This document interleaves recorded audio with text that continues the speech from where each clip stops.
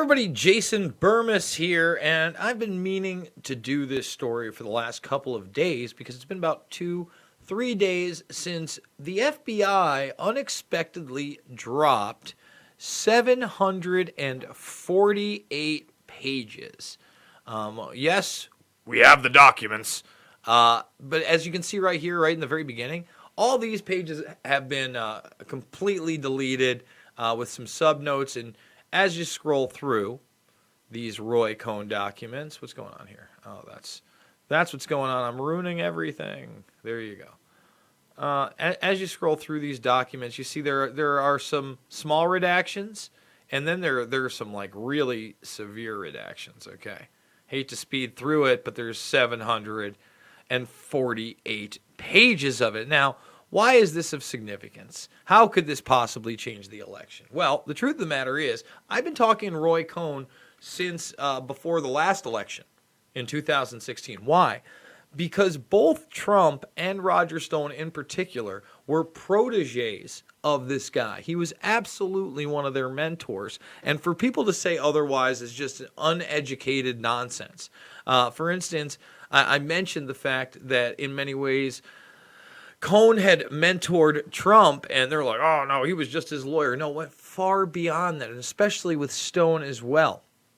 So if anybody does not understand who Roy Cohn really is, what Roy Cohn is really about, you need to go read the Whitney Webb Mint Press series, starting with this first one that explains to you that Cohn is kind of this glue in a network, a large network. Okay, and when I say a network, it doesn't mean they work together all the time. It means they know one another. They have to work with each other in certain instances, and this overlaps in the crime and intelligence and political worlds. And Cohn was that glue. He is that figure. In fact, right now, I've got to watch this. I'm probably going to do a review on it. But Where's My Roy Cohn, which was a Trump quote, actually. He was a lawyer for his father and Trump. And it basically, anytime, people are quoted as saying, we're going to read some of this article, but that Trump was talking to him 14 to 20 times a day.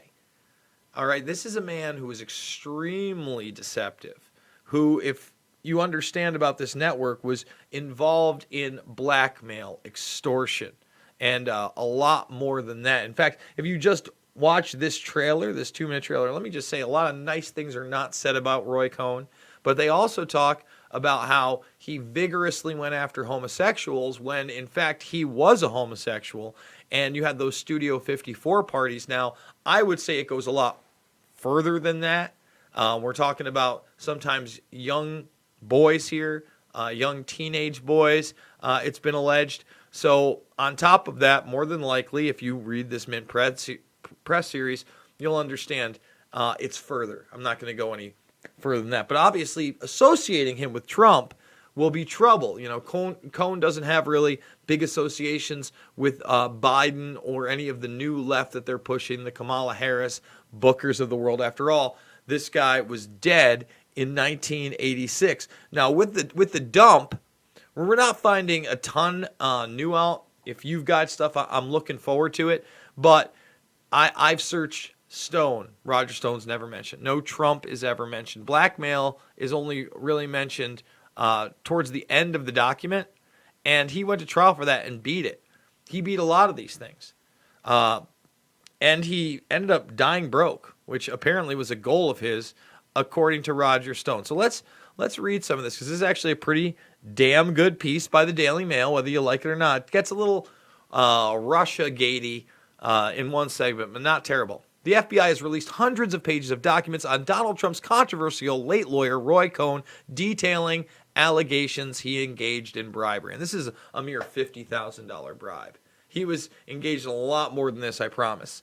Erica Jill says, not sure if these new docs have been released on Pacer, but I'll have access to download these tomorrow, so DM me if that'd be helpful to you. If you're talking about the Epstein ones, I don't know if the 10,000 pages, but we have the 748 pages of Cohn, and I've got it transcribed. Again, I've been searching through them. I don't think there's anything more coming out. If there is, I'll let you know, because Just so people, if they want to go through themselves, it's on the FBI vault right here. We thank Erica for her continued support. Cohn gained notoriety as a young attorney when he worked with Joseph McCarthy's Grand Inquisitor in purging of America during Communist Red Scare of the 1950s. Also prosecuted the famous couple that would be convicted as Soviet spies and die. Yes, a lawyer for the Trump family. This guy, and those are small connections. Again, you want the big ones? This one's going to take at least an hour of your time to read. You need to read it. But, here he is with Cohn. And you have to understand, he really, and they're showing some of the documents here. And believe me, Cohn was on the radar. A lot of the stuff was sent directly to J. Edgar Hoover. That's definitely something we have to talk about as well. It'd be interesting to see what the Central Intelligence Agency has on this guy. Let's see. Cohn was born to an affluent Jewish family in the Bronx in 1927. Later in life, Cohn became known for his flamboyant reputation as a fixture at Studio 54 with a famous circle of friends. Now, if you watch this Roy Cohn trailer, you find out that the mother was very disappointed that, in her son, not what she wanted. I don't know whether that had anything to do with him being gay or something. That wasn't really relayed in this, but his father took him in, and that's where he learned the craft of law and to be hyper aggressive. Attack, attack, attack, attack, attack. And again, going back to this piece, Cohn was alleged to have blackmailed friend and foe alike and have dirt on just about everybody. He defended John Gotti and got him off when Gotti walked into a restaurant and shot somebody in the head and killed him, pre-being the boss. That's how these people are, man. They're strong arms. They're willing to do things other people are not, and Roy Cohn was that guy. In fact, I'm going to skip over all this to the very end right here. This says it all. Okay? Where is it? I think it's right here.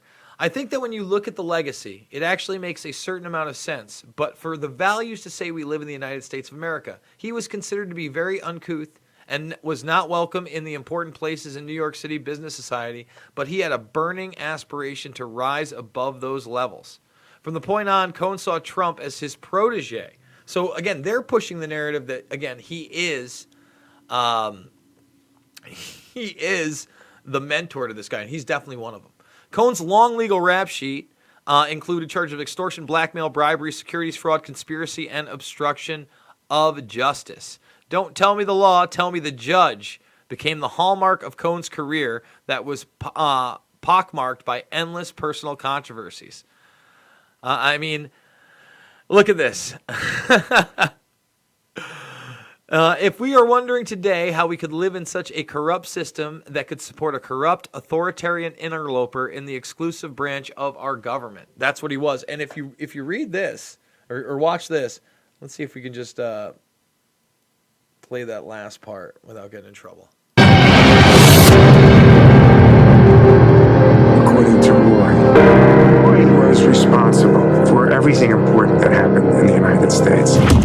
According to Roy was responsible for everything important that happened in the United States.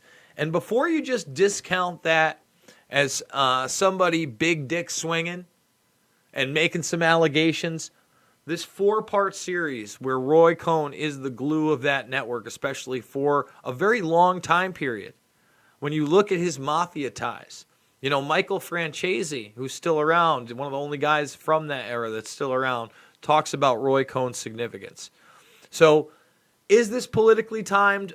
More than likely. Is there anything damaging to Trump or Stone in the documents? Not that I've seen.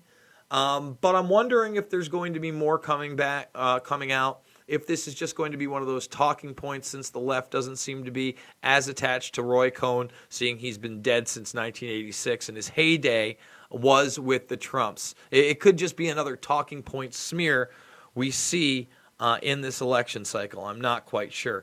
That being said, guys, I'm doing 3, 4, 5, sometimes 6, 7 videos a day. I got to get back on that 6, 7 kick because it's really been 5 at the most. But I'm doing it on subjects that matter, the ones that go beyond the left-right paradigm. I'm doing it with your help, so make sure to thumbs the video up, share it with others, subscribe to the Burmist Brigade, ring that bell, and here, you just make it, oh, it's a favorite. It's a favorite now. We've bookmarked it. You just come back. There's new videos. You don't have to worry about YouTube. It's always nice to have you live. It always helps the videos. But I just want to end by saying that I am also a documentary filmmaker. Loose Change, Final Cut, Fabled Enemies, Invisible Empire, A New World Order Defined, and Shade the Motion Picture are all free on this very channel in the playlist section. Documentaries, I give all of my work away for free. So if you can, $5, $10, $15 means the world to me on a GoFundMe. That's how I support myself. And guys, with that being said, I love you, and I'll see you on the flip side.